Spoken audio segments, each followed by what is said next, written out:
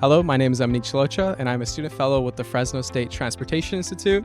Today, we're here at the 2025 International Summit event, and I'm joined by Congressman Jim Costa, representing the wonderful people of the 21st Congressional District here in our valley, and having the privilege and the honor over the years to represent a lot of people throughout our valley between Kern County and Stanislaus and Mariposa and San Benito counties. But I want to say a shout out to the Fresno State University Institute of Transportation for the good work they do always for our university and for students who are planning a future in transportation, and hosting this 2025 summit with all the other sponsors. Because for good things like this to happen, you've got to have the initiative and you've got to have an organization that really brings people together. And Fresno State always does this for our valley. It's a great school. I went to Fresno State a few years ago. Go Dogs. And so thank you. And to all the people at the university for making this happen today. Of course. And kind of just building off of what you said earlier about the young professionals, I'm wondering, what advice would you have for a Fresno State student like myself? I mean, as a Fresno State alum as well, if you want to talk about your time there. Well, I think the university is one of the top in the country, certainly in the West Coast. It year in and year out ranks among the top universities for forward mobility. What that means is if you graduate from Fresno State, your chances of success in whatever career path you choose is among the best in the nation.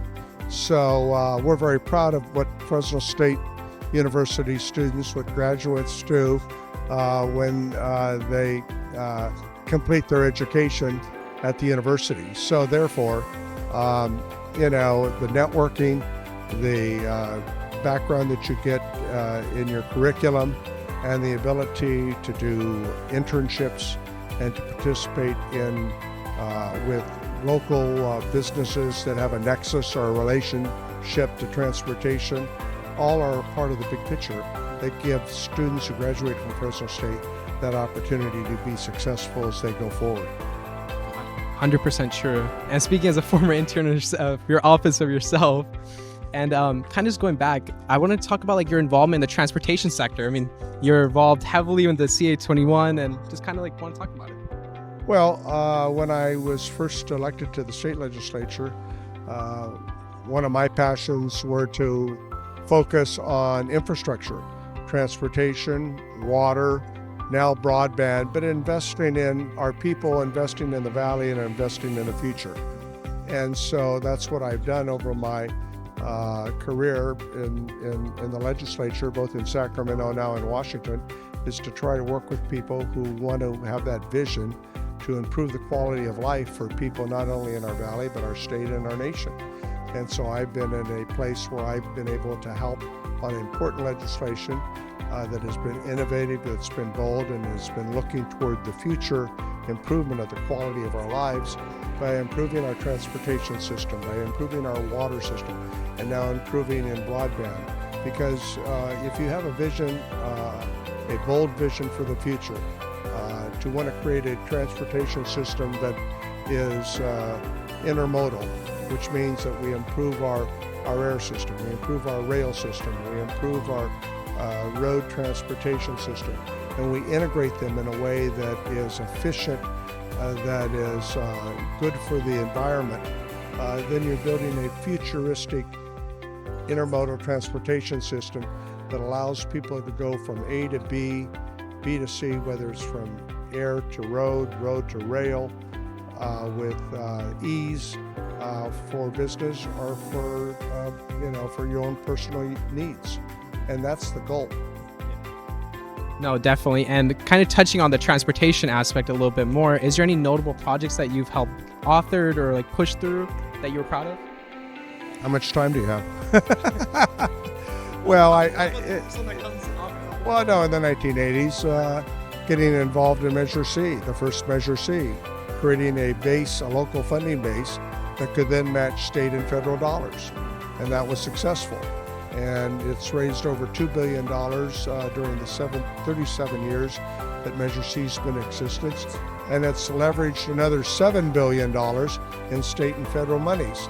So that's created one of the best metropolitan transportation systems in the state of California. We're the 5th largest city, but I'm very proud of the improvement in inner-city rail.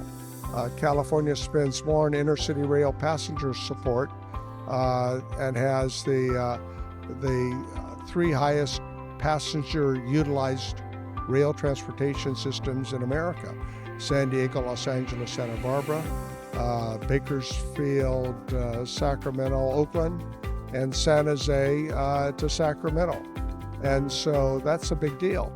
And so that, the San Joaquin Valley Air District, to try to, as we're building for the future, that we do it in an environmentally sound way that ultimately improves our air quality here for the people who live in the valley, focusing on a host of those kinds of investments in our transportation system. But I've done a lot in water, and I've done a lot to improve our healthcare system, trying to get a medical school here in our valley. So it's a body of work altogether, and it's something I'm very proud of. It's a body well supported that you've done. And kind of just the last last question I kind of end on is, what is, like, I know you mentioned earlier bits of his, is there any specific advice that you've carried throughout your career that like kind of stuck with you, or like ones that you have to give to us, like young professionals that are watching this video? Yeah, it's having a passion for the future and good work habits. There's no substitute for hard work. Try me. I've tried many of the shortcuts. They turn out to be long cuts. Anything worth doing, whether it's a small task, a medium task, or a complicated task, you do it the best that you can because it's a reflection of who you are. So you always want to make it the best that you can be and that you can do. And you learn to work with other people. Life's challenging, and we have a lot of, this is a seminal moment in American and world history we're living through right now. But if you treat people the way you want to be treated yourself, it goes a long ways. And I think the overwhelming majority of the time, it's reciprocated in turn. Sometimes, on occasion, it's not. Just move on. Hard work, treating people the way you want to be treated, figuring out solutions that are bring people together, because ultimately the big things need to have people come together from different perspectives and work with the idea that you want to achieve goals. So good work habits, treating people the way you want to be treated, and have a boldness and a vision for the future that improves people's lives. Well said, Congressman Costa. Well, thank you so much for coming to the 2025 International Summit that we had this year, and we hope to see you again next year. Oh, yeah. Wonderful. And you were a terrific intern in our office, and I want to thank the Fresno State University and the Institute for the sponsorship of the 2025 Summit. And I think a lot of good work got done here today, and stay with it, okay? And you certainly added to that in your panel session. So I would. Okay. And what do we say? Go Dogs, right? Of course. Salute. Well, you heard it here. Go Dogs.